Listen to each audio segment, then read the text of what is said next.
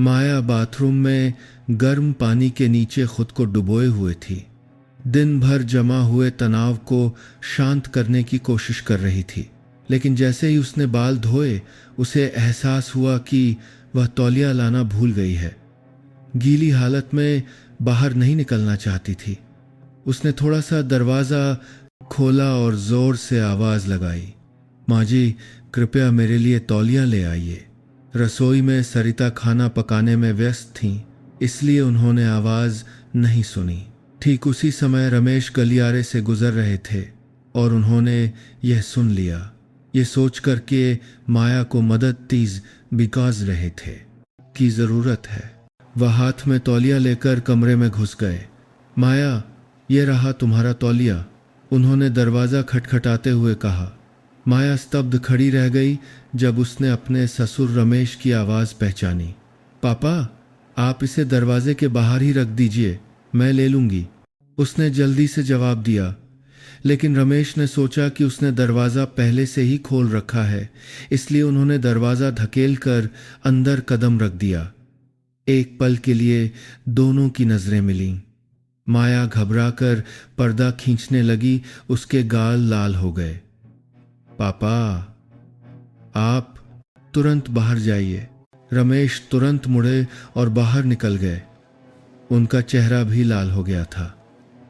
मुझे माफ़ कर दो, मुझे नहीं पता था कि तुम, मुझे माफ़ कर दो।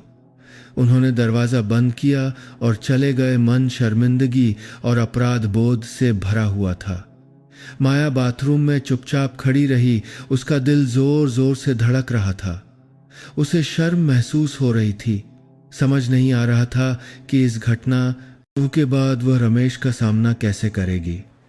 ऐसा लगा कि कहानी यहीं ख़त्म हो जाएगी, लेकिन परिवार की पड़ोसन शारदा ने अनजाने में रमेश को परेशान चेहरे के साथ बाथरूम से बाहर निकलते देख लिया।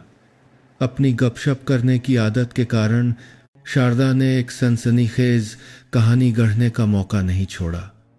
मैंने अभी रमेश जी को बाथरूम से बाहर निकलते देखा, जबकि उनकी बहू अंदर ही थी। ज़रूर कुछ गड़बड़ है, उसने एक और पड़ोसन से फुसफुसाकर कहा। अफवाहें मोहल्ले में तेज़ी से फैल गईं और कुछ ही दिनों में सरिता के कानों तक पहुंच गईं। जब उन्होंने यह सुना तो उन्होंने गुस्से में रमेश के सामने ही माया से सवाल किया, माया, मुझे समझाओ कि ससुर तुम्हारे बाथरूम से क्यों बाहर निकल रहे थे? तुम दोनों ने क्या किया? माया इन बेतुके आरोपों से स्तब्ध रह गई। उसने शांत रहने की कोशिश करते हुए जवाब दिया, माँ जी, ये सिर्फ एक गलतफहमी थी। मैं तौलिया लाना भूल गई थी और पापा मेरी मदद करने के लिए लाए थे, और कुछ नहीं था। लेकिन सरिता ने उस पर विश्वास नहीं किया। तुम मुझे बेवकूफ़ समझती हो, ऐसी घटना सिर्फ एक हादसा कैसे हो सकती है? इस पर रमेश ने अपनी दृढ़ आवाज़ा में कहा, सरिता, तुम यह क्या सोच रही हो? क्या तुम्हें मुझ पर विश्वास नहीं है? ये पूरी तरह से मेरी गलती थी क्योंकि मैंने स्थिति को नहीं समझा, लेकिन सारा दोष माया पर मत डालो। रमेश के शब्दों ने सरिता के संदेह को और बढ़ा दिया। आप भी मुझे सवाल करने पर मजबूर कर रहे हैं। आप हमेशा उसकी सामान्य से ज़्यादा परवाह करते हैं। मुझे अब कुछ ठीक नहीं लग रहा। माया का दम घुटने लगा। न केवल पड़ोसियों की गपशप, बल्कि अब उसे अपनी सास के संदेह और आरोपों का भी सामना करना पड़ रहा था। उसने अपने पति विक्रम की ओर देखा, उम्मीद कर रही थी कि वह उसकी रक्षा करेगा, लेकिन विक्रम चुप रहा। उसकी आंखों में असमंजस साफ झलक रहा था। विक्रम, तुम कुछ नहीं कहोगे? माया ने कांपती आवाज में पूछा। विक्रम ने एक लंबी सांस ली और आखिरकार बोला, माया, मुझे लगता है कि तुम्हें ज़्यादा सावधान रहना चाहिए था।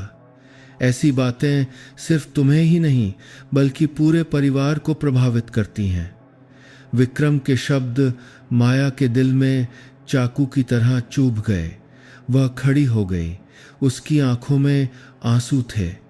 तो तुम्हारी नज़र में इज्जत सबसे ज़्यादा ज़रूरी है, सच्चाई से भी ज़्यादा। माया अपने कमरे में चली गई, लिविंग रूम में एक भारी माहौल छोड़कर। रमेश उसे जाते हुए देखते रहे। उनका दिल भारी हो गया।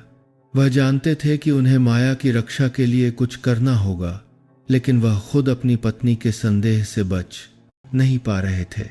शारदा की अफवाहें रुकी नहीं, बल्कि और दूर तक फैल गईं।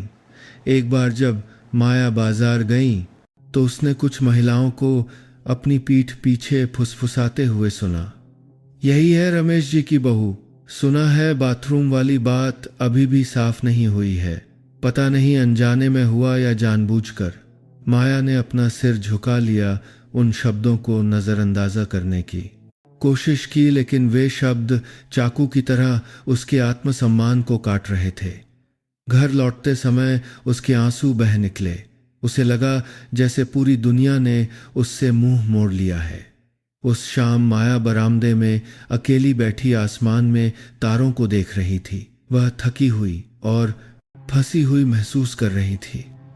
ठीक उसी समय रमेश बाहर आए। उन्होंने माया को देखा और उसके पास आकर बैठ गए। माया, मैं जानता हूं कि तुम बहुत दबाव में हो, उन्होंने धीमी और गर्मजोशी भरी आवाज में कहा। मैं सच में माफी मांगता हूं कि मैंने अनजाने में तुम्हें इस स्थिति में डाल दिया। माया ने उनकी ओर देखा, उसकी आंखें लाल थीं। पापा, मैं आपको दोष नहीं देती, लेकिन मुझे ऐसा लग रहा है जैसे मैं सब कुछ खो रही हूं। माँ जी, मुझ पर विश्वास नहीं करती। विक्रम उदासीन है और बाहर की अफवाहें। मुझे नहीं पता कि मुझे क्या करना है। रमेश ने धीरे से सांस छोड़ी। माया, तुम्हें मजबूत रहना होगा। अफवाहें हवा की तरह होती हैं, वे गुजर जाएंगी, लेकिन सबसे ज़रूरी बात यह है कि तुम्हें खुद पर विश्वास करना होगा।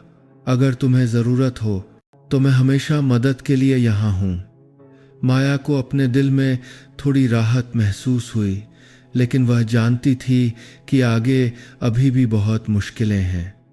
एक हफ्ता बीत गया, अफवाहें फैलना बंद नहीं हुईं। हालांकि माया ने उन्हें नज़रअंदाज़ा करने की कोशिश की, लेकिन दबाव बढ़ता जा रहा था। सब कुछ तब चरम पर पहुंच गया जब शारदा ने बाजार में सरिता से मिलते हुए सबके सामने ताना मारा। सरिता बहन, सच कहूं तो तुम्हारा घर आजकल बहुत मशहूर हो गया है। रमेश जी और बहू का ऐसा चलता रहा तो पूरा मोहल्ला क्यों नहीं कानाफूसी करेगा। तुम्हें सख्ती से पेश आना चाहिए। सरिता का चेहरा गुस्से से लाल हो गया और वह जल्दी से घर लौट आई। दरवाजे से अंदर आते ही उसने माया को विक्रम के बेटे रोहन को गोद में लेकर लिविंग रूम में खेलते हुए देखा। गुस्सा फूट पड़ा और वह चिल्लाई, माया, तुमने ऐसा क्या किया है कि पूरा मोहल्ला तुम्हारे बारे में बातें कर रहा है। मैंने कहा था इस परिवार की इज्जत तुम्हारे खराब करने के लिए नहीं है।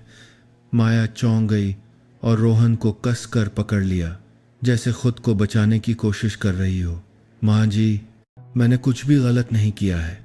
मैंने समझाने की कोशिश की, लेकिन कोई विश्वास करने को तैयार नहीं है। सरिता के कड़वे शब्द माया के दिल में गहरे घाव कर गए। वह वहां खड़ी रही, सिर झुकाए, चुपचाप। आंसू उसके गालों पर लुढ़क रहे थे। उसका पूरा शरीर कांप रहा था, डर से नहीं बल्कि उस घुटन से जिसे वह शब्दों में बयां नहीं कर सकती थी। इस परिवार को बनाए रखने की सारी कोशिशें आखिरकार ऐसे संदेह और अपमान से चुकाई जा रही थीं। सरिता अभी भी नहीं रुकी, अपनी आवाज को और ऊंचा करते हुए जैसे अपना सारा गुस्सा निकालना चाहती हो। मैंने तुम्हें बहुत बर्दाश्त कर लिया माया। जिस दिन से तुमने इस घर में कदम रखा है, मेरे परिवार में एक दिन भी शांति नहीं रही है। बाहर की अफवाहें बढ़ रही हैं, बिना किसी कारण के नहीं। अगर तुम में थोड़ी भी शर्म है तो इस घर की इज्जत का ख्याल रखते हुए खुद ही चली जाओ। माया ने अपना सिर उठाया। उसकी आंखें लाल थीं, लेकिन उनमें एक दृढ़ता की चमक थी। माँ जी, मैंने कभी ऐसा कुछ नहीं किया जिससे इस परिवार को शर्मिंदा होना पड़े। वो अफवाहें सच नहीं हैं और मुझे समझ नहीं आता कि आप बाहर वालों पर मुझसे ज़्यादा विश्वास क्यों करती हैं। मैं हर मुश्किल सह सकती हूँ, लेकिन कृपया मेरे सम्मान का अपमान न करें। सरिता की आंखें फटी की फटी रह गईं। उसे विश्वास नहीं हुआ कि उसने क्या सुना। यह पहली बार था जब माया ने विरोध करने की हिम्मत की थी। तुम मुझसे जबान लड़ाने की हिम्मत कर रही हो? माया ने अपना सिर हिलाया। उसकी आवाज़ अभी भी शांत थी, लेकिन दर्द से भरी हुई थी। मैं आपसे जबान नहीं लड़ा रही हूँ माँ जी। मैं बस चाहती हूँ कि आप समझें कि मैंने बहुत कुछ सहा है। मैं ऐसे जबान नहीं लड़ा रही। परिवार में नहीं रहना चाहती जहाँ अपने ही लोग मुझ पर विश्वास न करें। ठीक उसी समय मुख्य दरवाज़ा खुला और विक्रम एक थका देने वाले दिन के बाद अंदर आया। उसने अपने सामने का दृश्य देखा। माया खड़ी थी, उसकी आंखों में आंसू थे और सरिता गुस्से से लाल हो रही थी। उसने तुरंत पूछा, क्या बात है? सब लोग इतना शोर क्यों कर रहे हैं? सरिता विक्रम की ओर मुड़ी, जैसे उसे कोई सहयोगी मिल गया हो। विक्रम, मैं तुम्हें बताती हूँ, तुम्हारी इस पत्नी ने इस परिवार का नाम खराब कर दिया है। पूरा मोहल्ला उसके और तुम्हारे पापा के बारे में बातें कर रहा है। मैंने उसे साफ साफ समझाने के लिए कहा, लेकिन उसने मुझसे जबान लड़ाने की हिम्मत की। विक्रम ने अपनी भौहें सिकोड़ी। उसकी नज़र माया की ओर गई। माया, ये क्या मामला है? माया ने अपने पति की ओर देखा, जैसे उम्मीद की एक किरण जगी हो, लेकिन उसकी आवाज़ कांप रही थी। विक्रम, मैंने कई बार समझाया है। वह बात सिर्फ एक गलत फहमी थी, लेकिन माँ जी मुझ पर विश्वास करने को तैयार नहीं है और अब पूरा घर सोच रहा है कि मैंने कुछ गलत किया है।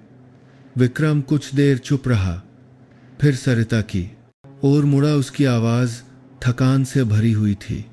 माँ, मुझे लगता है कि आप बात को बढ़ा रही हैं। पापा ने भी साफ साफ कहा था कि यह सिर्फ एक गलतफहमी थी।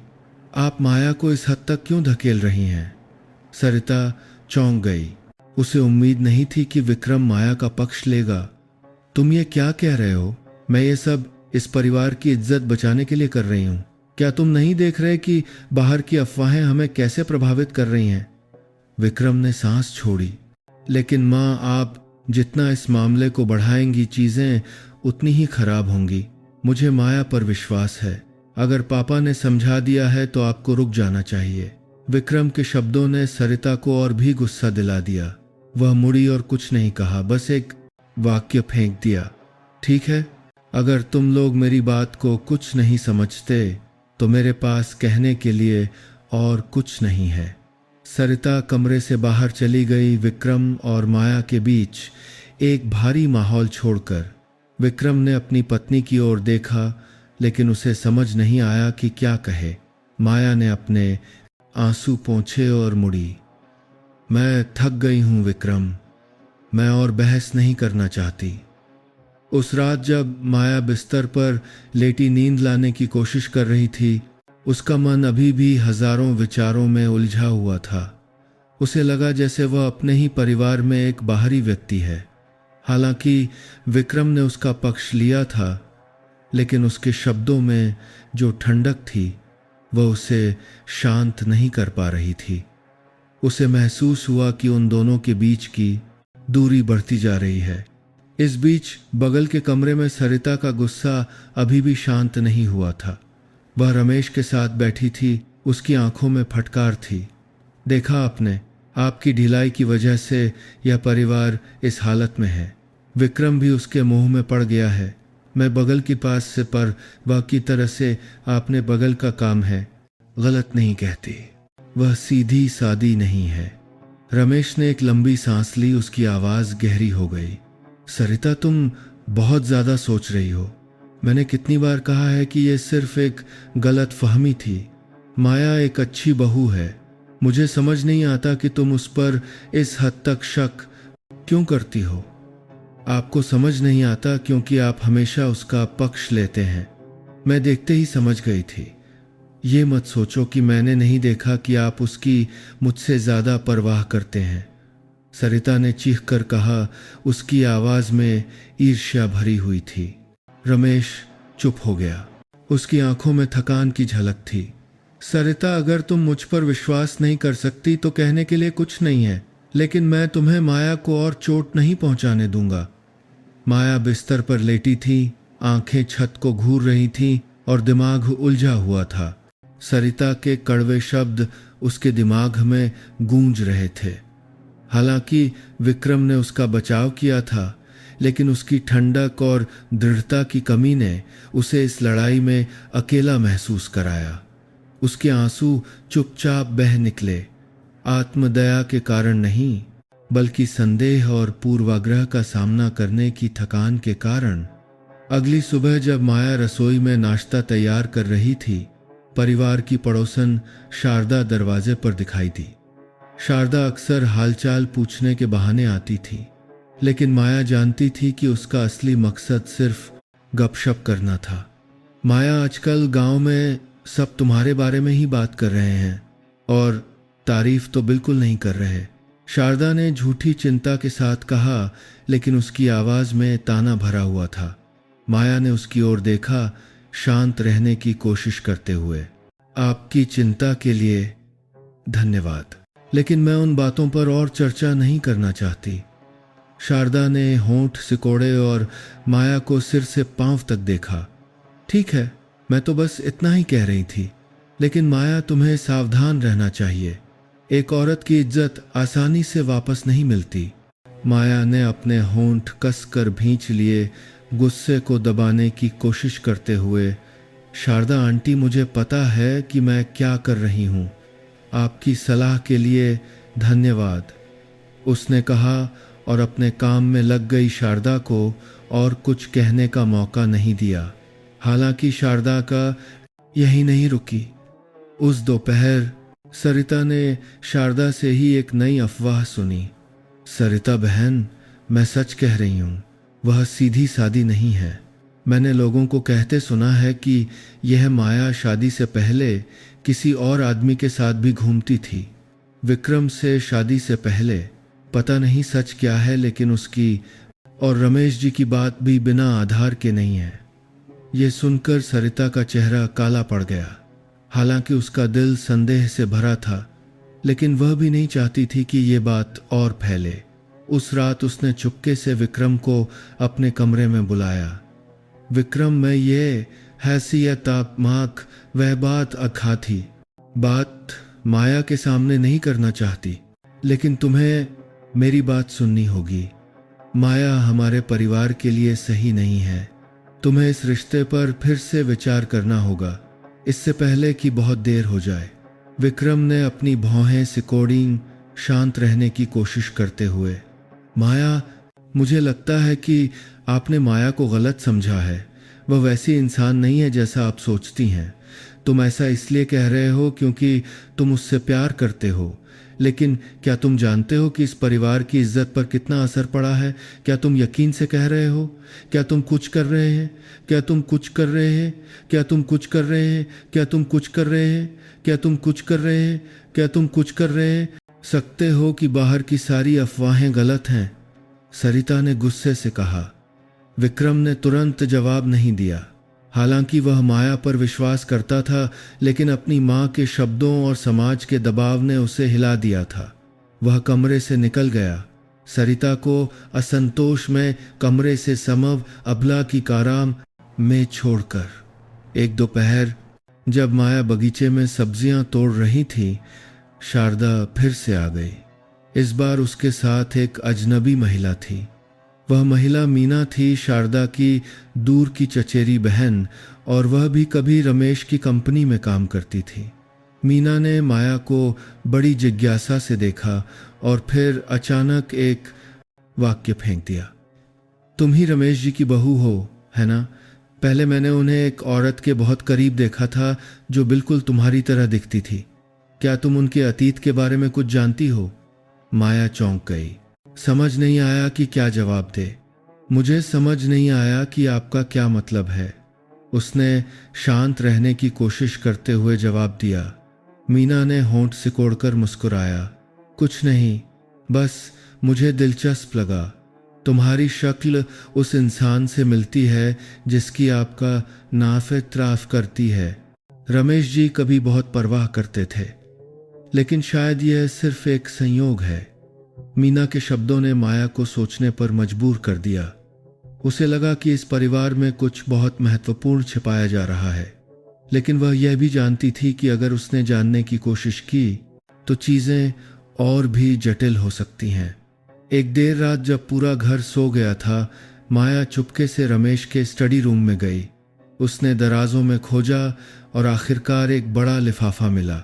उसमें रमेश और एक युवा महिला की पुरानी तस्वीरें थीं जो बिल्कुल उसकी तरह दिखती थी। माया कुर्सी पर बैठ गई, उसका मन उलझ गया। ठीक उसी समय रमेश अंदर आए। माया को तस्वीरें पकड़े हुए देखकर वह कुछ देर चुप रहे और फिर एक लंबी सांस ली। माया, तुम्हें यह सब नहीं देखना चाहिए था। माया मुड़ी, उसकी आवाज भर्रा गई। पापा, तस्वीर में यह कौन है? मैं इस इंसान की तरह क्यों दिखती हूं? रमेश पास आए, उनकी आंखों में बेचैनी थी। वह मेरे पहले प्यार थी जिसे मैंने कई साल पहले खो दिया था। तुम मुझसे इतनी मिलती जुलती हो कि जब भी मैं तुम्हें देखता हूं मैं अतीत के बारे में सोचे बिना नहीं रह पाता। माया को लगा जैसे उसके पैरों के नीचे की जमीन खिसक रही है। उसे समझ नहीं आया कि क्या कहे, बस चुपचाप बैठी रही। पापा, आपने इस बारे में किसी को क्यों नहीं बताया? क्योंकि अब इसका कोई मतलब नहीं है। मैंने भूलने की कोशिश की, लेकिन तुम्हारे आने से सारी यादें वापस आ गईं। लेकिन माया, तुम चिंता मत करो, मैं उन भावनाओं को परिवार पर असर नहीं करने दूंगा। बस मुझे तुम्हें बचाने की जिम्मेदारी महसूस होती है। माया ने उनकी ओर देखा, आंसू बह रहे थे। उसे समझ नहीं आया कि उसे आभारी होना चाहिए या डरना चाहिए। उसके दिमाग में कई सवाल उठे, लेकिन उसने आगे पूछने की हिम्मत नहीं की। माया अपने कमरे में लौट आई। रमेश से बात करने के बाद उसका दिमाग उलझा हुआ था। उनके शब्द एक तूफान की तरह थे जिसने उसकी सारी भावनाओं को बहा दिया। माया बिस्तर पर लेटी, उसकी आंखें छत को घूर रही थीं। पहला प्यार, एक महिला जो उसकी तरह दिखती थी, ये रहस्य इस समय क्यों सामने आ रहे थे? उसने खुद से पूछा, लेकिन जवाब उसकी पहुंच से बाहर था। अगली सुबह माया ने सामान्य व्यवहार करने की कोशिश की ताकि घर में किसी को शक न हो, लेकिन उसके दिल में सब कुछ बदल चुका था। उसने फैसला किया कि वह रमेश से सीधे बात नहीं करेगी, बल्कि चुपचाप उनके रहस्य को बेहतर ढंग से समझने के लिए जांच करेगी। एक दिन माया शारदा के घर गई, जो गांव की हर बात को जानने का तरीका जानती थी। हालांकि वह शारदा को पसंद नहीं करती थी, लेकिन वह जानती थी कि अगर कोई कुछ बता सकता है तो वह वही है। शारदा आंटी, मैं एक बात पूछना चाहती थी। माया ने सामान्य दिखने की कोशिश करते हुए कहा। शारदा ने उसे भौहें चढ़ाकर देखा। क्या बात है माया, तुम यहाँ कम ही आती हो? तुम्हारे परिवार में फिर से कोई समस्या है? माया ने सिर हिलाया और हल्के से मुस्कुराई। नहीं, कुछ नहीं। मैं बस अपने ससुर के अतीत के बारे में उत्सुक थी। क्या आप कुछ जानती हैं? शारदा ने उसे घूरकर देखा। उसकी आवाज में रहस्य था। रमेश? जी हाँ, मुझे याद है। पुराने दिनों में उनका जीवन भी काफी जटिल था। सुना है कि वह गांव की एक खूबसूरत युवा लड़की से प्यार करते थे, लेकिन बाद में वह चली गई। सुना है कि उनके परिवार ने उसे स्वीकार नहीं किया था। माया ने शांत रहने की कोशिश की, लेकिन उसका दिल बेचैन हो गया। वह कौन थी आंटी? शारदा ने सिर हिलाया और फीकी हंसी। पुरानी बात है, मुझे ठीक से याद नहीं। लेकिन माया, तुम इस बारे में क्यों पूछ रही हो? क्या इसका तुमसे कोई लेना देना है? माया ने जल्दी से सिर हिलाया। नहीं आंटी, मैं बस उत्सुक थी। धन्यवाद। माया घर लौट आई। उसका मन बेचैन था। अगर शारदा सही कह रहा है, दोनों जान करेगा रही थी तो रमेश के अतीत का प्यार वर्तमान में हो रही कई चीजों का कारण हो सकता है। लेकिन माया अभी भी समझ नहीं पा रही थी कि रमेश ने यह सच्चाई पहले क्यों नहीं बताई? उस शाम जब पूरा परिवार रात का खाना खा रहा था, सरिता ने अचानक कहा। उसकी नज़रें चाकू की तरह तेज थीं और माया की ओर देख रही थीं। माया, आजकल तुम बहुत घूमती फिरती दिख रही हो। क्या तुम फिर से कुछ गुप्त काम कर रही हो? माया चौंक गई, शांत रहने की कोशिश करते हुए। माई जी, मैं बस बाजार गई थी। और माया कर रही थी, मैं सब कर रही थी, और शारदा आंटी से मिलने, इसमें कुछ भी गुप्त नहीं है। सरिता ने फीकी हंसी हंसी।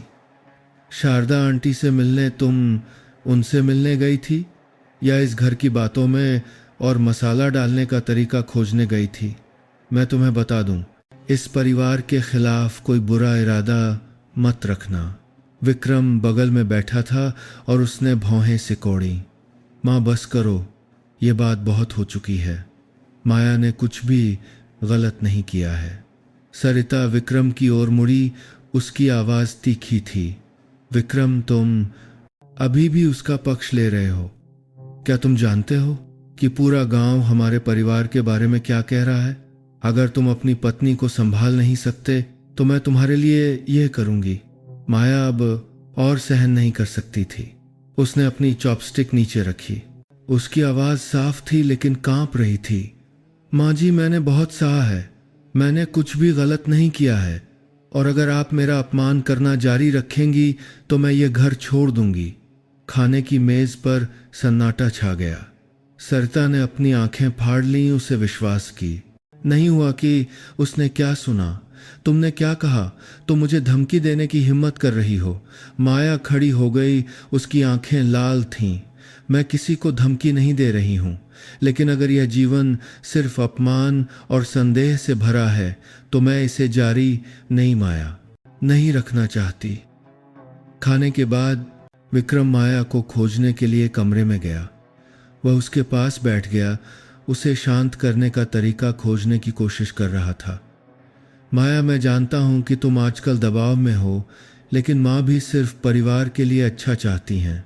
माया ने उसकी ओर देखा। उसकी आंखों में निराशा थी। विक्रम, क्या तुम सच में मानते हो कि माँ मेरे लिए अच्छा चाहती हैं? क्या तुम नहीं देखते कि मैंने कितनी कोशिश की है? विक्रम चुप हो गया। उसे समझ नहीं आया कि क्या जवाब दे। अपने दिल की गहराई में वह जानता था कि माया गलत नहीं है, लेकिन वह अपनी माँ की इच्छा के खिलाफ भी नहीं जा सकता था। माया, मुझे सब कुछ ठीक करने के लिए समय चाहिए। तुम चीज़ों को और ख़राब मत करो। माया ने फीकी हंसी हंसी। और ख़राब? विक्रम, क्या तुम जानते हो कि मैंने तुम्हारे साथ रहने के लिए सब कुछ खो दिया है, लेकिन अब मुझे लगता है जैसे तुम मेरे पक्ष में बिल्कुल नहीं हो। विक्रम ने कुछ नहीं कहा, बस अपना सिर झुका लिया। असहायता की भावना ने उन दोनों को घेर लिया।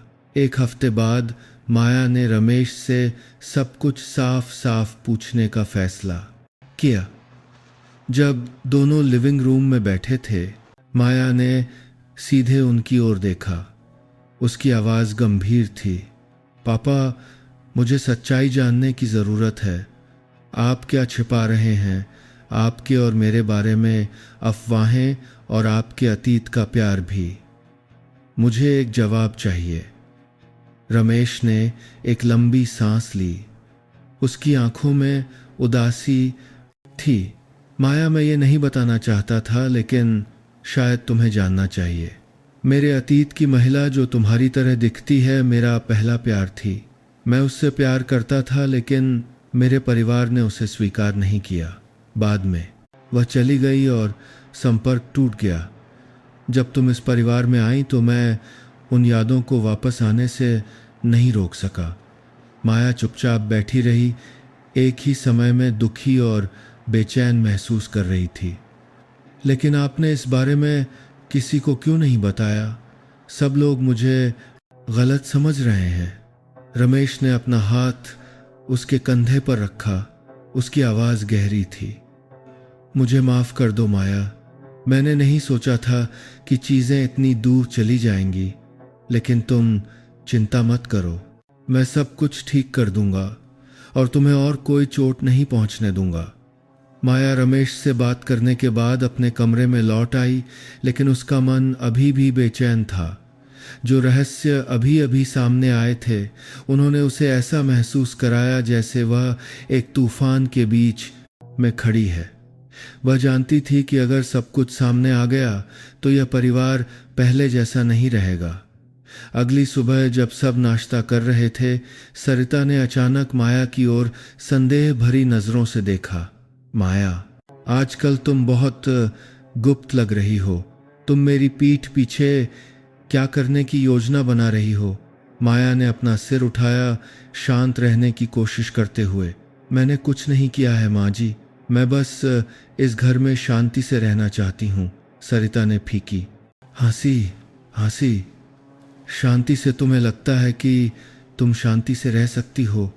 जब पूरा गांव तुम्हारे और रमेश जी के बारे में बात कर रहा है, तुम्हें क्या लगता है कि मुझे नहीं पता कि तुम शारदा आंटी से मिलने गई थी कुछ सुनने के लिए, है ना? माया ने एक की सामने लंबी सांस ली। उसकी आवाज थकी हुई थी। माँ जी, मैंने कुछ भी गलत नहीं किया है।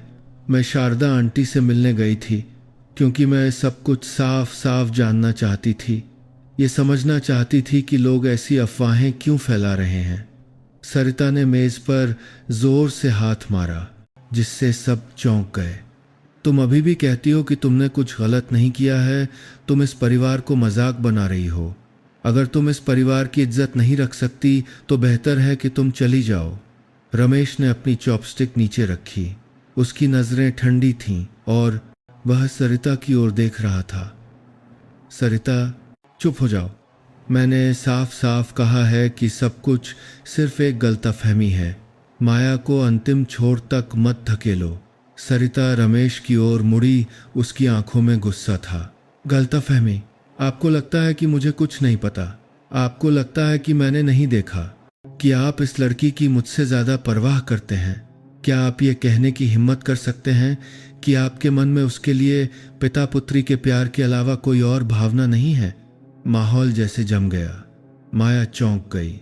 विक्रम भी अपनी मां को घूर रहा था। उसे विश्वास नहीं हो रहा था कि वह ऐसे शब्द कह सकती है। रमेश खड़ा हो गया। उसकी आवाज गहरी थी लेकिन अधिकारपूर्ण थी। सरिता, तुम मेरा और माया का अपमान कर रही हो। अगर तुम ऐसे ही करती रही तो मैं चुप नहीं बैठूंगा।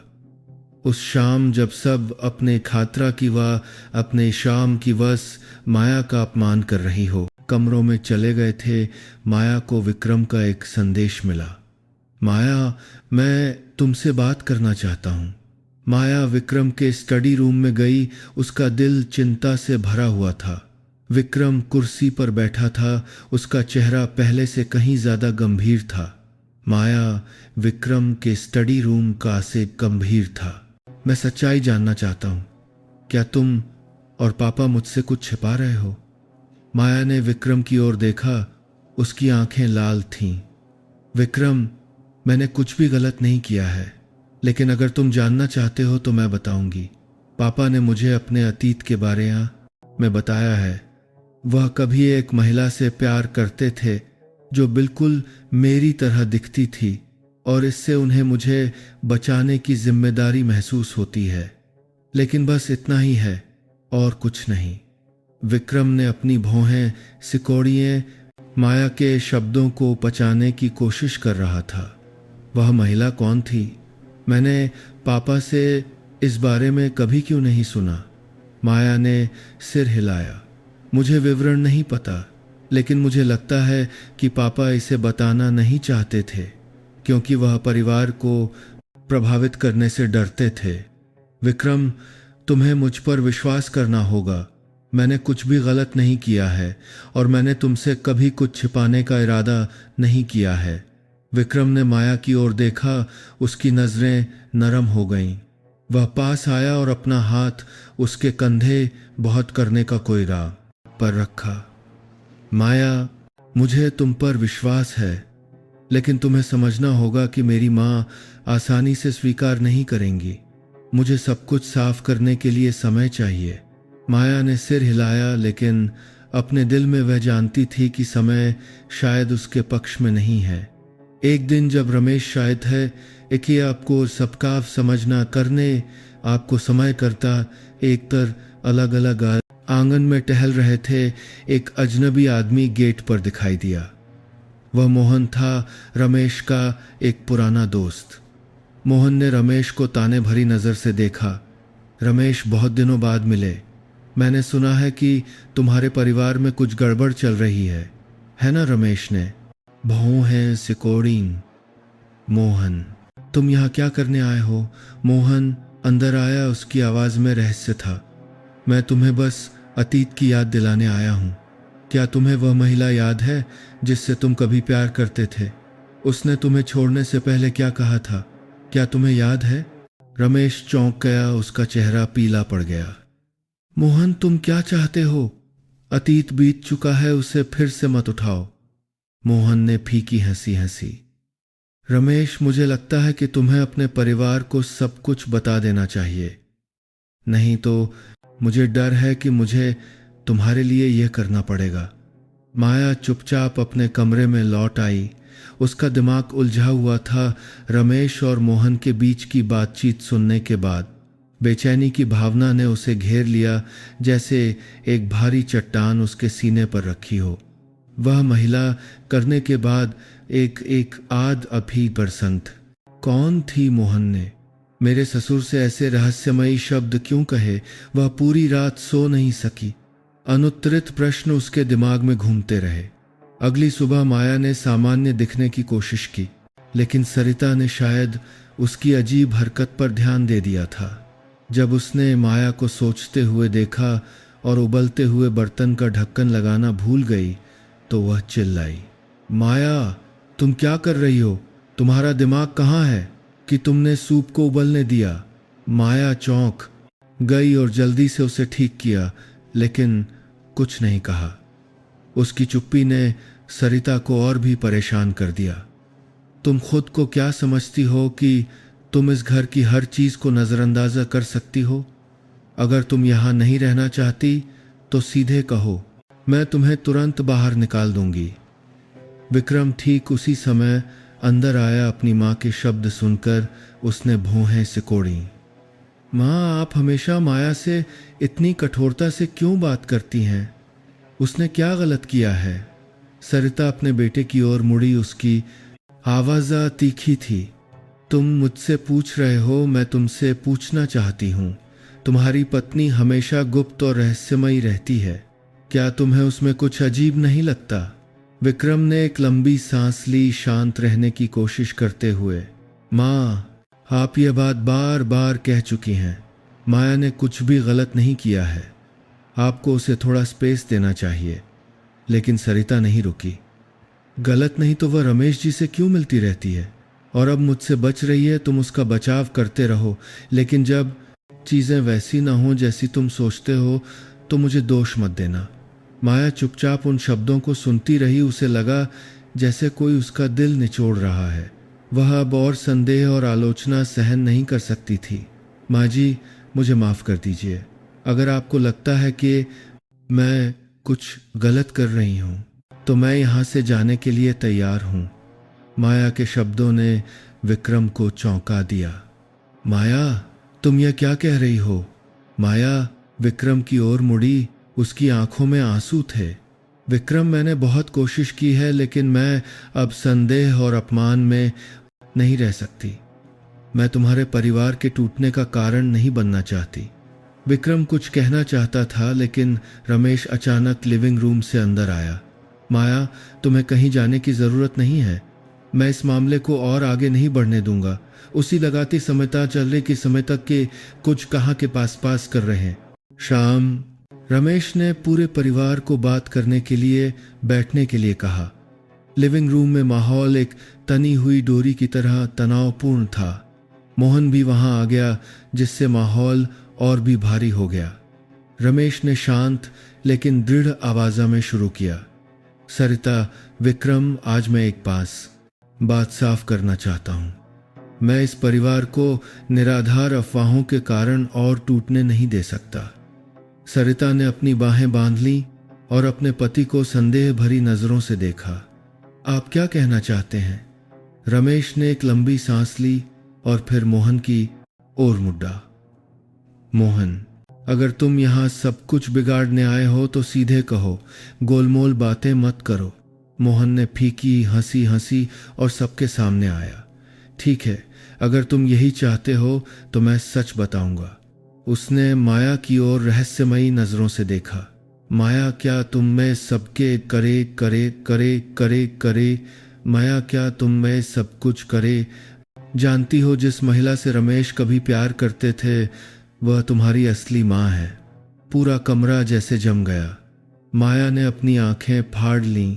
उसे लगा जैसे उसके पैरों के नीचे की जमीन खिसक रही है। आपने क्या कहा मेरी माँ? मोहन ने सिर हिलाया। उसकी आवाज धीमी लेकिन दृढ़ थी। हाँ, तुम्हारी माँ कभी रमेश की प्रेमिका थी, लेकिन क्योंकि उनका परिवार इसके खिलाफ था वह चली गई। किसी को नहीं पता था कि तुम उनके बेटे से शादी करोगी और इस परिवार में आओगी। माया कुर्सी पर बैठ गई। सदमे ने उसे बोलने नहीं दिया। रमेश पास आया और अपना हाथ उसके कंधे पर रखा। माया, मुझे माफ कर दो कि मैंने तुमसे यह छिपाया। मैं नहीं चाहता था कि तुम इस अतीत के कारण दबाव में रहो, लेकिन मैं कसम खाता हूं, मेरे मन में तुम्हारे लिए जो भी भावनाएं हैं वे सिर्फ जिम्मेदारी और सुरक्षा की हैं और कुछ नहीं। सरिता खड़ी हो गई। उसका चेहरा पीला पड़ गया था। आप सच कह रहे हैं, वह उस महिला की बेटी है। रमेश ने सिर हिलाया। उसकी आंखों में थकान भरी हुई थी। हाँ, और मैं इस मामले को हमारे परिवार को और प्रभावित नहीं करने दूंगा। विक्रम वहां चुपचाप बैठा था। वह माया को देख रहा था लेकिन समझ नहीं पा रहा था कि क्या कहे। आखिरकार उसने बस इतना कहा, माया, मुझे माफ कर दो कि मैंने तुम पर विश्वास नहीं किया, लेकिन अब सब कुछ पहले से कहीं ज्यादा उलझ गया है। माया ने अपने आंसू पोंछे। शांत होने की कोशिश करते हुए, विक्रम, मुझे इस अतीत के बारे में कुछ नहीं पता था, लेकिन मैं जानती हूं कि अगर हम मिलकर इसका सामना नहीं कर सकते तो यह परिवार हमेशा के लिए टूट जाएगा। कमरे में माहौल जैसे जम गया था सच्चाई सामने आने के बाद। माया कुर्सी पर स्थिर बैठी थी। उसकी आंखें लाल थीं। वह अपने अंदर उठ रही, होनलान भावनाओं को दबाने की कोशिश कर रही थी। विक्रम ने अपना सिर झुका लिया। उसके हाथ कसकर बंधे हुए थे, जैसे वह कुछ ऐसा पकड़ना चाहता हो जिसे वह नियंत्रित नहीं कर सकता। सरिता पूरी तरह से अपना आपा खो चुकी थी। उसकी नजरें लगातार रमेश और माया के बीच घूम रही थीं। आपने ये सब मुझसे इतने सालों तक क्यों छिपाया? सरिता ने गुस्से से चिल्लाकर कहा, ये सब आपको लगता है कि मैं ये स्वीकार कर सकती हूँ? उस महिला की याद अभी भी हमारे परिवार को परेशान कर रही है। रमेश ने एक लंबी सांस ली, लेकिन उसकी नजरें दृढ़ थीं। सरिता, मैंने ये इसलिए छिपाया क्योंकि मैं नहीं चाहता था कि ये किसी को प्रभावित करे। मैंने अतीत को दफनाने की कोशिश की, लेकिन मुझे नहीं पता था कि किस्मत माया को हमारे परिवार में ले आएगी। माया ने अपना सिर उठाया। उसकी आंखों में दर्द था। पापा, मैं ही क्यों? मुझे उन सभी परिणामों को क्यों भुगतना पड़ रहा है जो एक ऐसे अतीत से निकले हैं जिसके बारे में मुझे कुछ भी नहीं पता था। रमेश आगे बढ़ना चाहता था, लेकिन माया ने अपना हाथ उठाया जैसे दूरी बनाए रखना चाहती हो। पापा, मैं आपसे फात है नफरत नहीं करती, लेकिन मुझे सब कुछ समझने के लिए समय चाहिए। माया, मुझे माफ कर दो। विक्रम ने अचानक कहा। उसकी आवाज भर्रा गई। मुझे नहीं पता था कि चीजें इतनी जटिल हैं, लेकिन मैं वादा करता हूं कि मैं तुम्हारे साथ खड़ा रहूंगा चाहे कुछ भी हो जाए। माया ने विक्रम की ओर देखा। आंसू बह निकले। विक्रम, मैं तुम्हें दोष नहीं देती, लेकिन मुझे डर है कि चीजें कभी पहले जैसी नहीं होंगी। सरिता खुद को रोक नहीं सकी और माया के सामने आ गई, सीधे उंगली उठाते हुए। तुम सही कह रही हो, चीज़ें कभी पहले जैसी नहीं होंगी।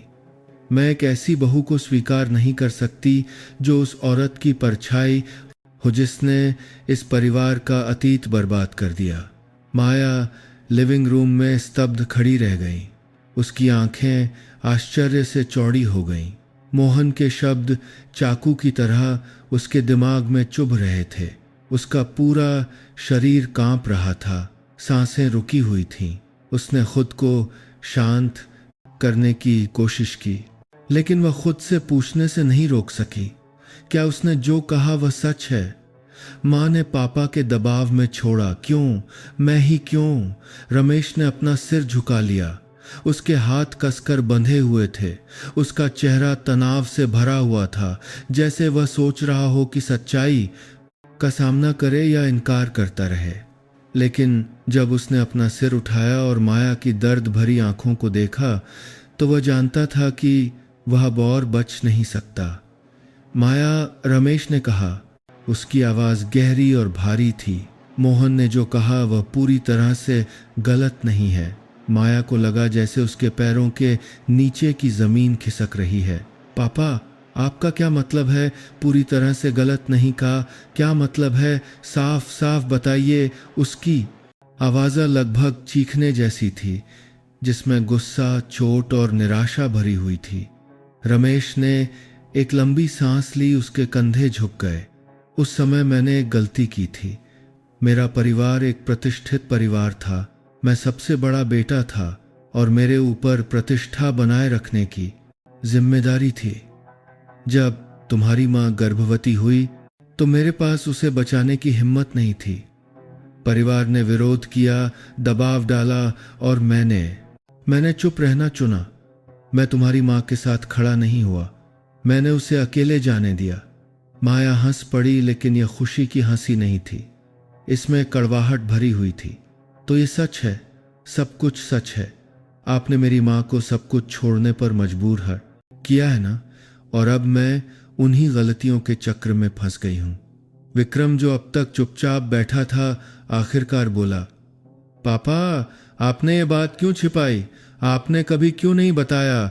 अगर माया की माँ को जाना पड़ा तो आपको कम से कम भरपाई करने का कोई तरीका खोजना चाहिए था।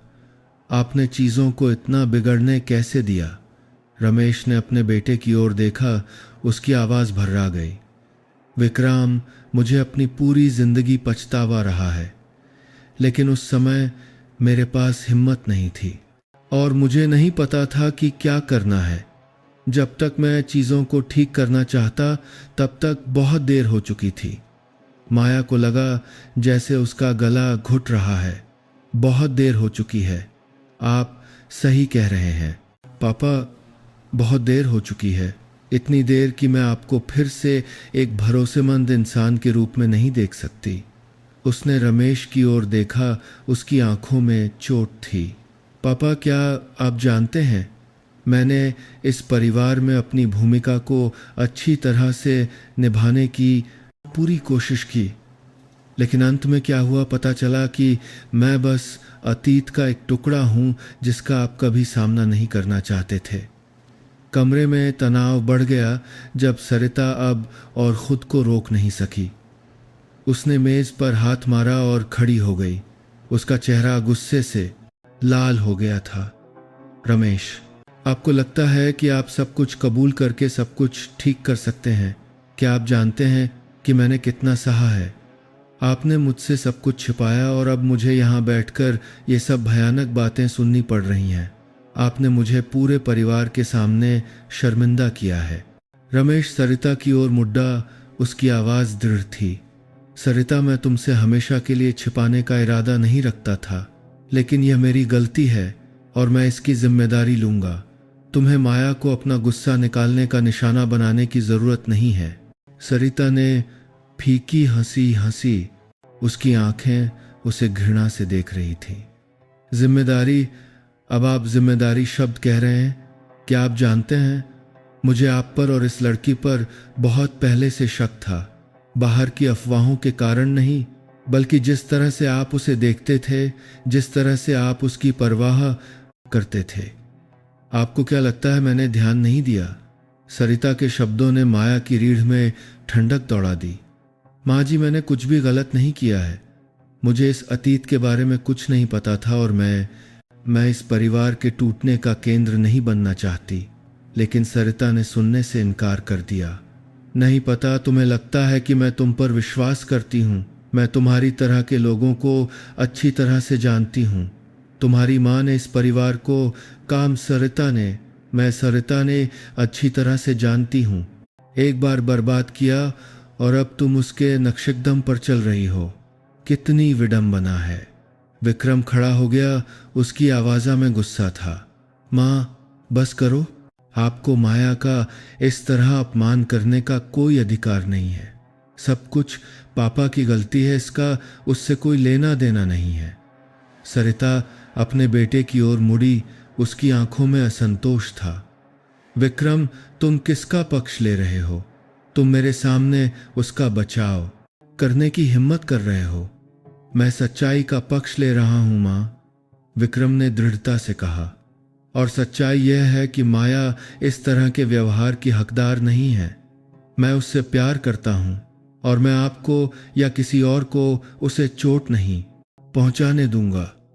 माया ने विक्रम की ओर देखा। आंसू उसके गालों पर लुढ़क रहे थे। यह पहली बार था जब उसने उसे इतनी मजबूती से अपने लिए खड़ा होते देखा था, लेकिन इससे उसके दिल में भारीपन कम नहीं हुआ। विक्रम, धन्यवाद, लेकिन मुझे नहीं पता कि मैं इस परिवार में रह पाऊंगी या नहीं। माया ने लिविंग रूम छोड़ने का फैसला किया जब सब कुछ सहन शक्ति से बाहर हो गया। वह आंगन में बाहर निकली, शांत होने के लिए एक गहरी सांस ली। धुंधली चांदनी बगीचे पर पड़ रही थी, लेकिन उसके दिल में सब कुछ अंधेरे जैसा लग रहा था। वह जानती थी कि आज रात जो हुआ उसने सब कुछ बदल दिया है। उसके और विक्रम के बीच का रिश्ता, उसके और रमेश के बीच, और उसके और सरिता के बीच भी सब कुछ गहराई से टूट चुका था।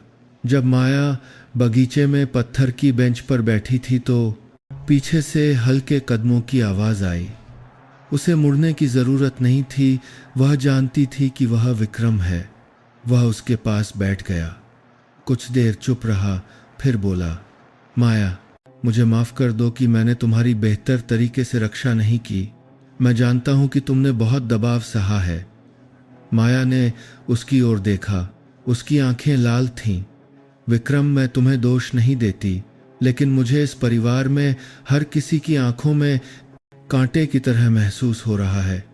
मुझे नहीं पता कि मैं यहाँ रह पाऊंगी या नहीं। विक्रम ने उसका हाथ कसकर पकड़ लिया। माया, तुम मेरी पत्नी हो। चाहे कुछ भी हो जाए, मैं तुम्हें अकेले नहीं सहने दूंगा। हम मिलकर इससे पार पाएंगे। माया ने धीरे से सिर हिलाया, लेकिन उसके दिल में अभी भी बहुत बेचैनी थी। हालांकि मुश्किलें अभी खत्म नहीं हुई थीं।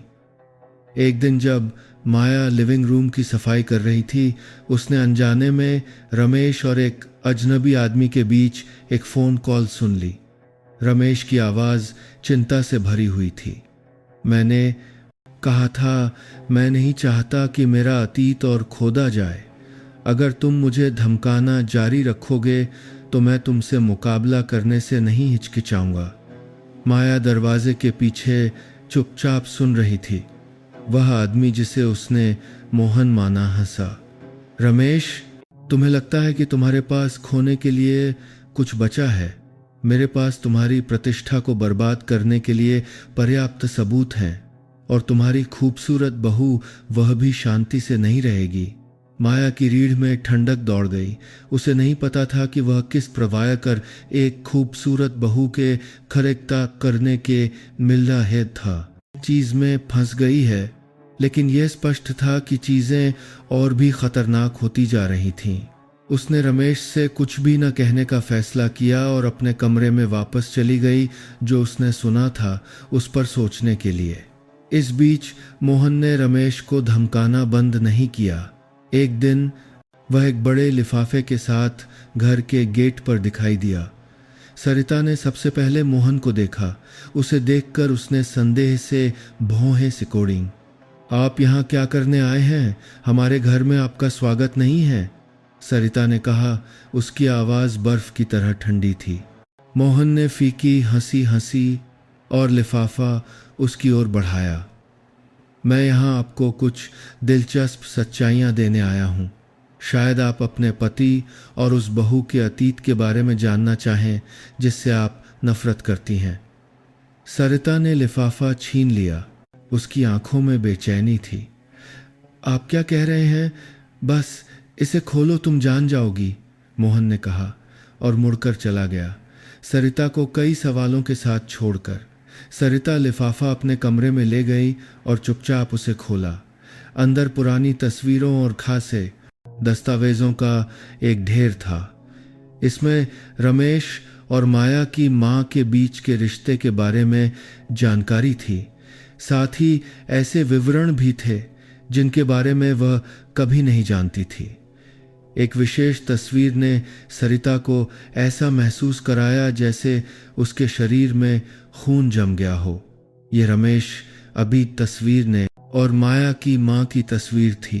हाथ में हाथ डाले एक पुराने घर के सामने खड़े थे। तस्वीर के नीचे लिखा था, वह महिला जिसे तुम कभी नहीं भूल सकते। सरिता को लगा जैसे उसके आसपास सब कुछ ढह रहा है।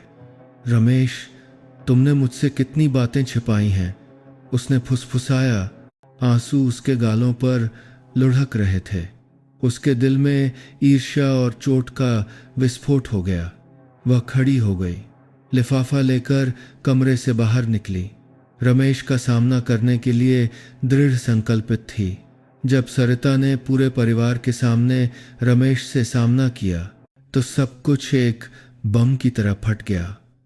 उसने लिफाफा मेज पर फेंक दिया और चिल्लाई, रमेश समझाओ, ये क्या है? मुझे ये बातें किसी बाहरी व्यक्ति से क्यों पता चलनी चाहिए, तुमसे क्यों नहीं? रमेश ने लिफाफे को देखा। उसका चेहरा पीला पड़ गया। सरिता, मैं तुमसे हमेशा के लिए छिपाने का इरादा नहीं रखता था, लेकिन यह अब महत्वपूर्ण नहीं है। यह हम अकेला कुरामान करते हैं, अतीत है, महत्वपूर्ण नहीं, सरिता ने चिल्लाकर कहा। उसकी आंखें लाल थीं। तुमने मुझे इतने सालों तक धोखे में रखा और अब तुम कहते हो कि यह महत्वपूर्ण नहीं है। और माया, क्या वह कुछ जानती है या तुमने मुझे बताने से पहले उसे बताने दिया था? माया चुपचाप बगल में बैठी थी। आंसू बह रहे थे। माँ जी, मुझे कुछ नहीं पता था। मुझे यह सच्चाई हाल ही में पता चली और मुझे नहीं पता कि इसका सामना कैसे करना है। सरिता ने माया की ओर देखा और फिर रमेश की ओर मुड़ी। उसकी आवाज़ कड़वाहट से भरी हुई थी। तुमने सिर्फ मुझे धोखा नहीं दिया बल्कि अपनी बहू को भी एक मुश्किल स्थिति में डाल दिया। तुम पति पिता या इस परिवार के मुखिया होने के लायक नहीं हो। रमेश ने सरिता को थकी हुई आंखों से देखा, लेकिन उनमें एक दृढ़ता की चमक थी। सरिता, मैं जानता हूं कि तुम मुझसे नाराज हो, लेकिन मैंने अतीत में जो कुछ भी किया वह एक कायर आदमी की गलती थी। मैं इससे इनकार नहीं करता, लेकिन मैं इसे वर्तमान परिवार को प्रभावित नहीं करने दूंगा।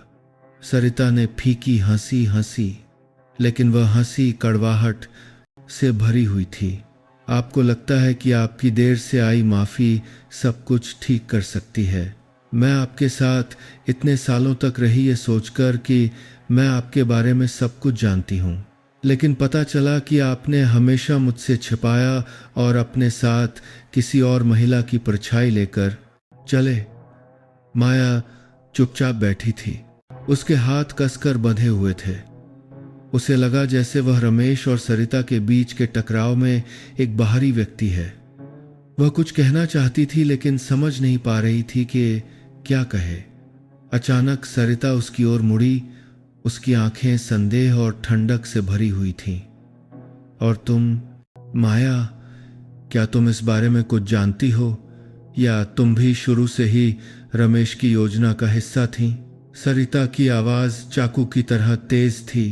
हर शब्द माया के आत्मसम्मान को फाड़ना चाहता था। माया चौंक गई, शांत रहने की कोशिश करते हुए। माया, मुझे कुछ नहीं पता था। मुझे यह सच्चाई कुछ दिन पहले ही पता चली और मैं कभी नहीं चाहती थी कि ऐसा हो। लेकिन सरिता ने उसे पूरा नहीं करने दिया। नहीं चाहती थी कि ऐसा हो। तुम्हें लगता है कि मैं तुम पर विश्वास करती हूँ। जिस दिन से तुम इस काजिन पर कारवास आती ही घर में आई, मुझे कुछ ठीक नहीं लग रहा था, और अब सब कुछ यही इशारा कर रहा है कि तुम निर्दोष नहीं हो। विक्रम खड़ा हो गया। उसकी आवाज में गुस्सा था। माँ, बस करो। आप माया पर हमेशा शक और अपमान नहीं कर सकती। उसने कुछ भी गलत नहीं किया है। ये पापा की गलती है, इसका उससे कोई लेना देना नहीं है। सरिता विक्रम की ओर मुड़ी। उसकी आंखों में आग थी। तुम मेरे सामने उसका बचाव करने की हिम्मत कर रहे हो। क्या तुम जानते हो कि उसने इस परिवार को किस हालत में डाल दिया है? मैंने तुम्हें इतने साल पाला ताकि तुम अब किसी बाहरी व्यक्ति का पक्ष लो। विक्रम ने गहरी सांस ली, शांत रहने की कोशिश करते हुए। माँ, माया बाहरी नहीं है। वह मेरी माया बाहरी गाते हुए पत्नी है, मेरे बेटे की माँ है। अगर आप ये स्वीकार नहीं कर सकती तो मुझे नहीं पता कि आपको खुश करने के लिए क्या करना है। विक्रम के शब्दों ने सरिता को जैसे ठंडे पानी का एक छींटा मारा। वह कुर्सी पर बैठ गई। उसकी आंखों में आंसू थे। तुम सही कहा कि रहे हो विक्रम। मुझे सच में नहीं पता कि अब क्या करना है। मैं बस इस परिवार की रक्षा करना चाहती थी, लेकिन शायद मैं गलत थी। जब सब लोग तनाव में थे तो अचानक दरवाजे की घंटी बजी। माया चौंक गई और दरवाजे की ओर देखा। इस समय कौन आया है? रमेश दरवाजा खोलने गया और सामने खड़े व्यक्ति को देखकर वह स्तब्ध रह गया। वह मोहन था, लेकिन इस बार वह अकेला नहीं आया था। मोहन के साथ लगभग 50 साल की एक महिला थी जो सुरुचिपूर्ण लग रही थी, लेकिन उसकी आंखों में उदासी थी। माया को उस महिला को देखकर लगा जैसे उसका दिल बैठ गया है। उसमें कुछ ऐसा जाना पहचाना था जिसे वह समझा नहीं सकती थी। मोहन ने ठंडी मुस्कान के साथ महिला को आगे धकेला। रमेश, मुझे लगता है कि तुम इस व्यक्ति से फिर से मिलना चाहोगे। रमेश पीछे हट गया। उसका चेहरा पीला पड़ गया था। मोहन, तुम क्या करने की कोशिश कर रहे हो? वह यहाँ क्या कर रही है? महिला धीरे से अंदर आई। उसकी आवाज कांप रही थी। रमेश, मैं वापस नहीं आना चाहती थी, लेकिन मैं अतीत को हमेशा एक परछाई नहीं बने रहने दे सकती। मुझे सच्चाई का सामना करना होगा, भले ही इससे सबको चोट पहुंचे। माया ने महिला की ओर देखा। उसके दिल में एक अजीब सी भावना उठी। आप कौन हैं? उसने चिंता से पूछा। महिला माया की ओर मुड़ी। उसकी आंखों में आंसू थे। माया, मैं तुम्हारी असली माँ हूं। कमरा पूरी तरह से सन्नाटे में डूब गया। सभी लोग महिला के शब्दों से स्तब्ध थे। माया को लगा जैसे उसके आसपास की पूरी दुनिया ढह रही है। माँ, आप मेरी माँ हैं, उसने दोहराया। उसकी आवाज कांप रही थी। महिला ने सिर हिलाया। आंसू उसके गालों पर लुढ़क रहे थे। हाँ माया, मैं वह हूं जिसने तुम्हें जन्म दिया, लेकिन मैंने तुम्हें छोड़ दिया क्योंकि मैं रमेश के परिवार के दबाव को सहन नहीं कर सकी। मैं जानती हूं कि मैंने गलत किया, लेकिन मेरे पास कोई और विकल्प नहीं था। माया एक कदम पीछे हटी, जैसे सच्चाई से बचना चाहती हो। नहीं, यह नहीं हो सकता।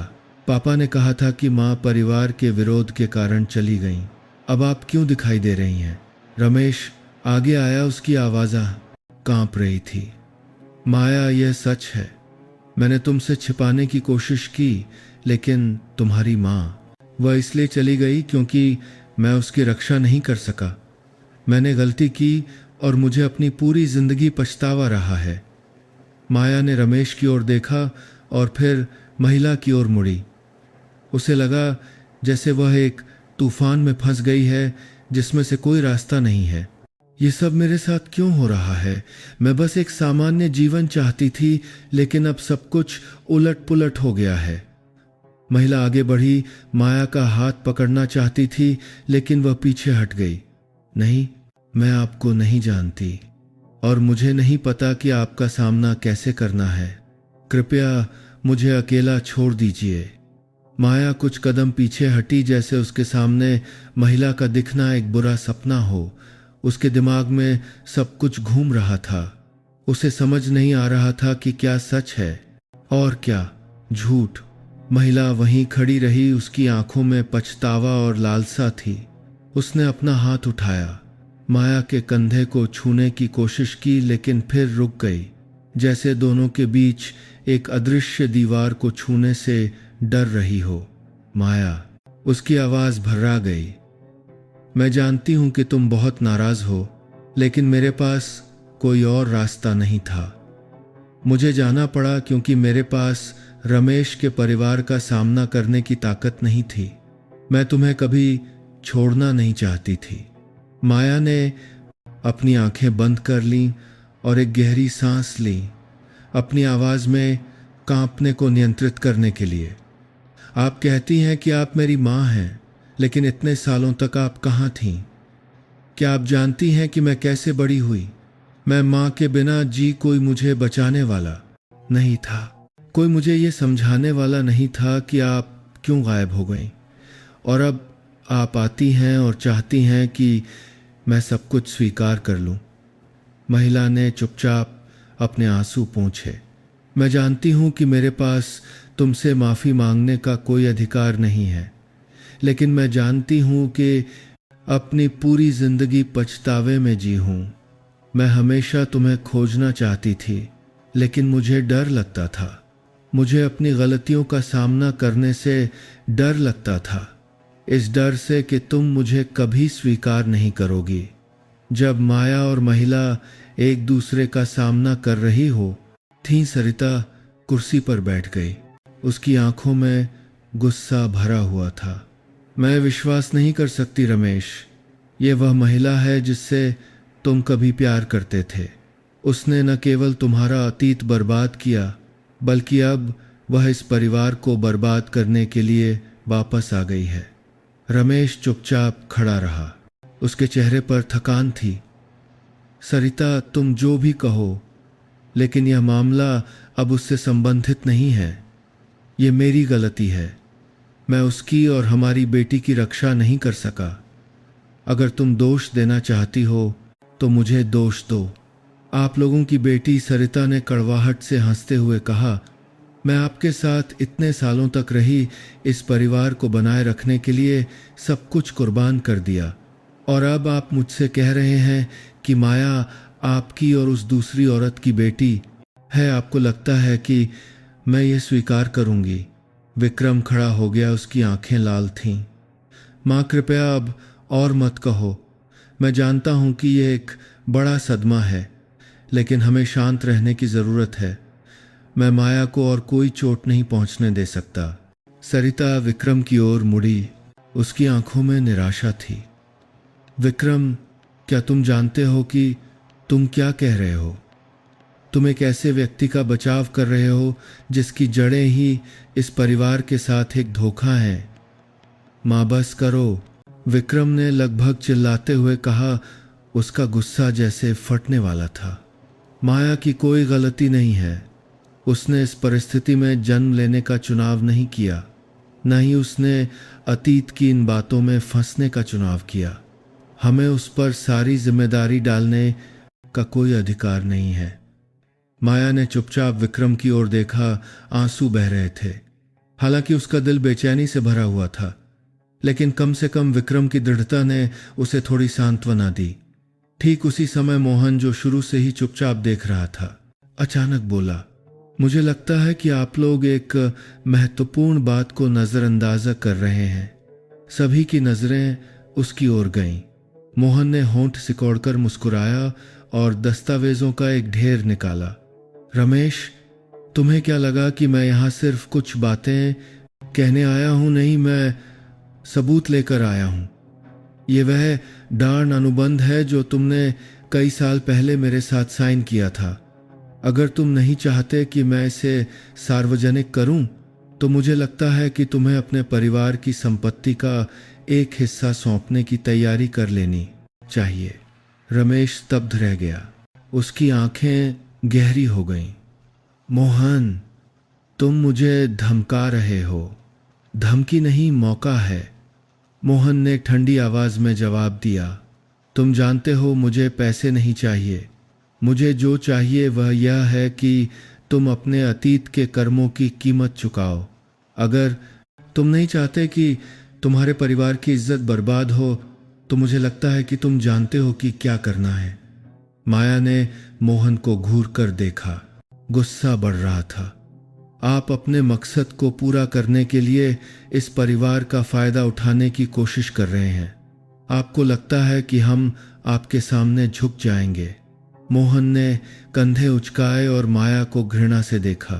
तुम्हें क्या लगता है कि तुम मुझे रोकने पर आपके लिए कोई भी कामता है? आपके लिए क्या कर सकती हो? तुम बस इस परिवार के दर्दनाक अतीत का एक हिस्सा हो। विक्रम एक कदम आगे बढ़ा। उसकी आंखें जैसे मोहन को जला देना चाहती थीं। मोहन, मैं तुम्हें चेतावनी दे रहा हूं। अगर तुम मेरे परिवार को चोट पहुंचाना जारी रखोगे तो मैं तुम्हें रोकने के लिए हर संभव तरीका अपनाऊंगा। स्थिति और भी तनावपूर्ण हो गई। जब महिला माया की असली मां अचानक बोली, उसकी आवाज कांप रही थी लेकिन दृढ़ थी। मोहन, रुक जाओ। मैं यहां इस परिवार को बर्बाद करने के लिए वापस नहीं आई हूं। मैं वापस आई हूं क्योंकि मैं अपनी गलतियों का सामना करना चाहती हूं और अपनी बेटी की रक्षा करना चाहती हूं। मोहन ने फीकी हंसी हंसी और मुड़ गया, एक चुनौतीपूर्ण वाक्य छोड़कर। रमेश, सोच लो। मैं तुम्हारा जवाब लेने वापस आऊंगा। इस बार मुझे कड़े कदम उठाने पर मजबूर मत करना। मोहन घर से निकल गया, एक घुटन भरा माहौल छोड़कर। कमरे में हर कोई उलझन में था। समझ नहीं पा रहा था कि क्या कहे। मोहन के साथ टकराव एक घुटन भरे माहौल में हुआ जो सांस रोक देने वाले तनाव से भरा था। विक्रम ने शहर के केंद्र में एक छोटी सी गली में छिपे एक शांत कैफे को चुना। उसने सावधानी से योजना बनाई थी क्योंकि यहाँ ज्यादा लोग नहीं आते थे जिससे वह और मोहन बिना किसी बाधा के बात कर सकते थे। जब विक्रम कॉफी की चुस्कियां ले रहा था, उसकी नजरें मुख्य दरवाजे पर टिकी थीं। तभी मोहन दिखाई दिया। वह एक आत्मविश्वास और अहंकार के साथ अंदर आया। उसके सलीकेदार सूट और शांत चाल ने विक्रम को असहज कर दिया, लेकिन उसने जल्दी से अपनी भावनाओं पर काबू पा लिया। विक्रम, मोहन ने कहा, उसकी आवाज़ गहरी और थोड़ी ताने भरी थी। तुमने मुझे यहाँ बुलाया है, ज़रूर सिर्फ कॉफ़ी पीने के लिए तो नहीं होगा? विक्रम खड़ा हुआ एक सामाजिक मुस्कान के साथ, लेकिन उसकी आंखों में दृढ़ता छिपी नहीं थी। बैठिए। मोहन जी, मुझे लगता है कि हमें कुछ बातें साफ करनी हैं। मोहन बैठ गया, अपने पैर एक दूसरे पर रखे और सीधे विक्रम को देखा। क्या बात है?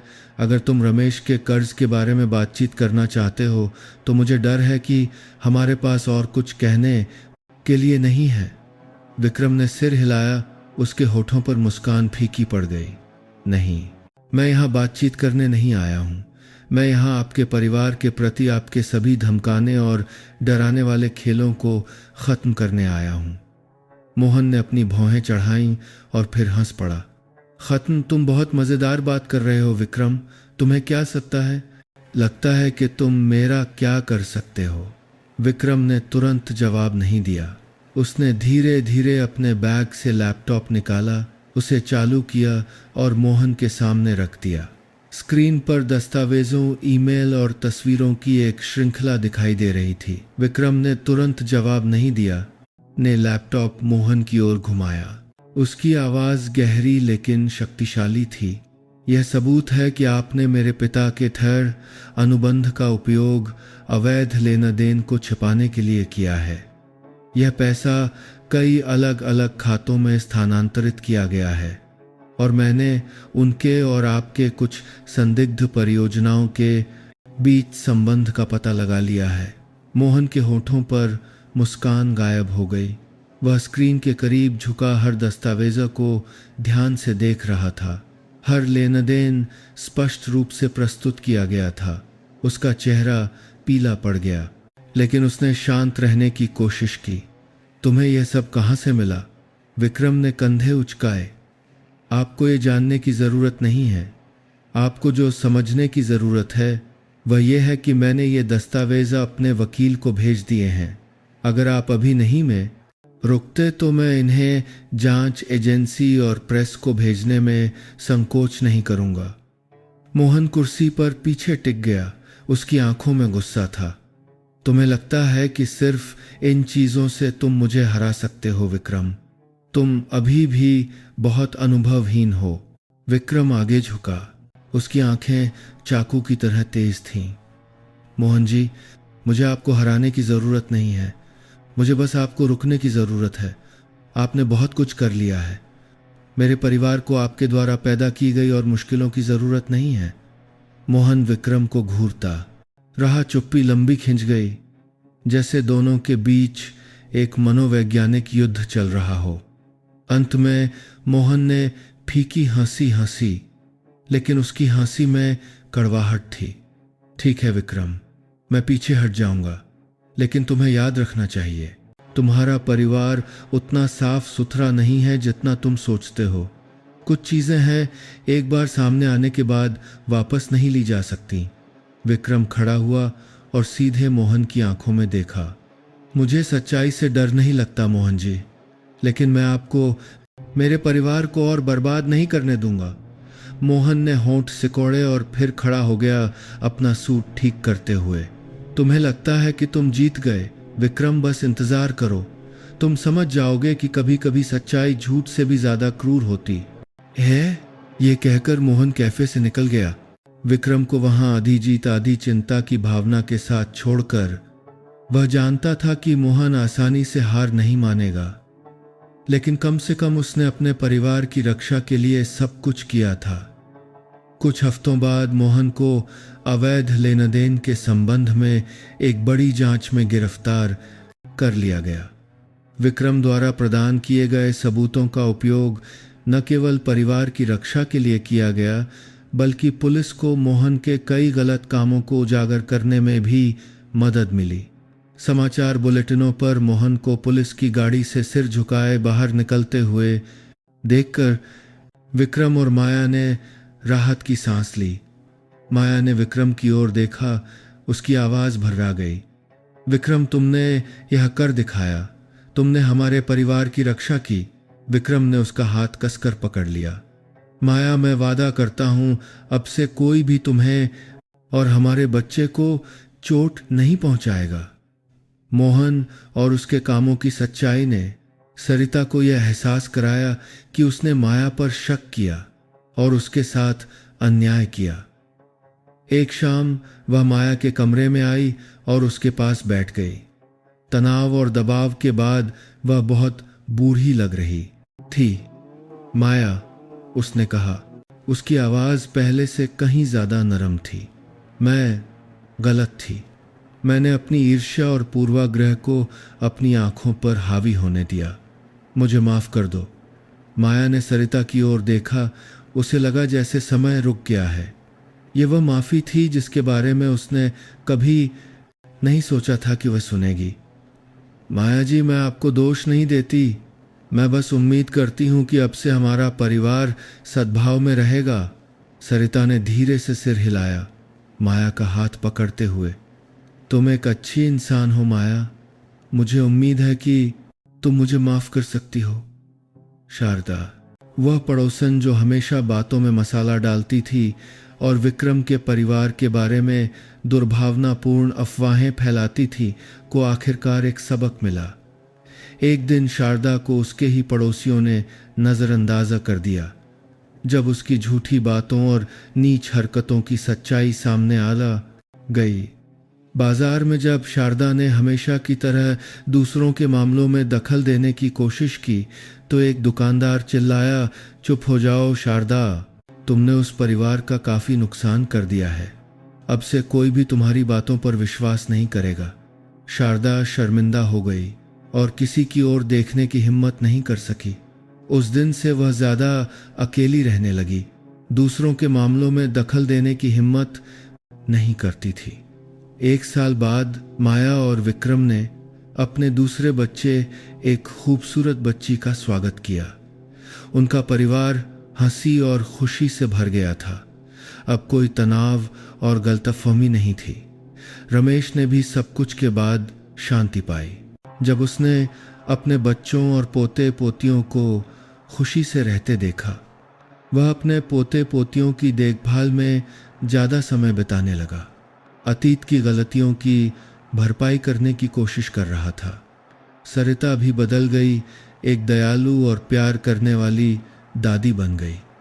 वह अक्सर अपनी नई जन्मी पोती को गोद में लेती उसकी आंखों में गर्व की चमक होती थी। माया घर के आंगन में खड़ी थी, बच्चों को रमेश और विक्रम के साथ खेलते हुए देख रही थी। वह धीरे से मुस्कुराई, राहत की भावना उसके दिल में भर गई।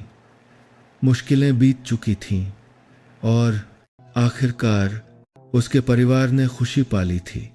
ये कहानी हमें याद दिलाती है कि चाहे जीवन में कितनी भी चुनौतियां और गलतफहमियां क्यों न हों, प्यार और धैर्य ही उन सब पर काबू पाने की कुंजी है।